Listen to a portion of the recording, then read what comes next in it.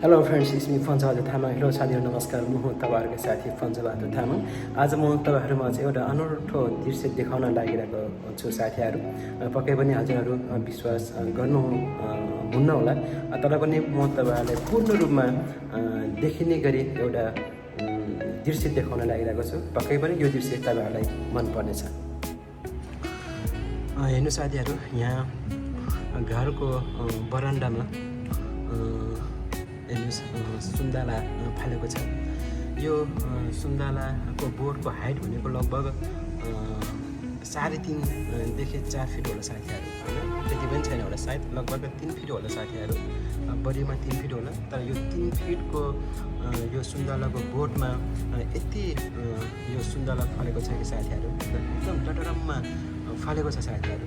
हेर्नुहोस् है, यहाँबाट के प्रश्न हुन्छ भने साथीहरू, आफूसँग भएको क्षमता देखाउनको लागि, आफूसँग भएको जुन आन्तरिक क्षमता देखाउनको लागि बाहिरी साइज मात्र ठुलो हुनुपर्छ भन्ने छैन साथीहरू।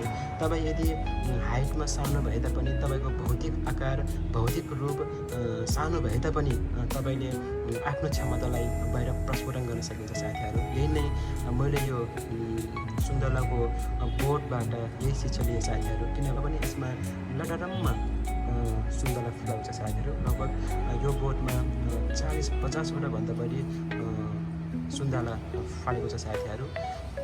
त्यसैले साथीहरू, तपाईँको भौतिक आकार, भौतिक रूप जे जस्तो भए पनि तपाईँले आफ्नो आन्तरिक क्षमतालाई बाहिर देखाउनु साथीहरू। म यही नै भन्न चाहन्छु। तपाईँको भौतिक आकार, भौतिक रूप, भौतिक शरीर जे जस्तो भए तापनि भौतिक आकार ठुलो हुनुपर्छ भन्ने छैन साथीहरू। तपाईँको भौतिक आकार, भौतिक रूप सानो भए तापनि तपाईँले आफ्नो क्षमतालाई देखाउन सक्नुहुन्छ, आफ्नो खुबीलाई प्रस्फुटन गर्न सक्नुहुन्छ। साथीहरू, हजुरहरूलाई यो भिडियो कस्तो लाग्यो, जस्तो लाग्यो त्यस्तै नै कमेन्ट गर्नुहोला साथीहरू। र मन परेमा यो भिडियोलाई धेरैभन्दा धेरै सेयर पनि गर्नुहोला। यति भन्दै म तपाईँहरूकै साथी पञ्चबहादुर तामाङ बिदा हुन चाहन्छु। नमस्ते।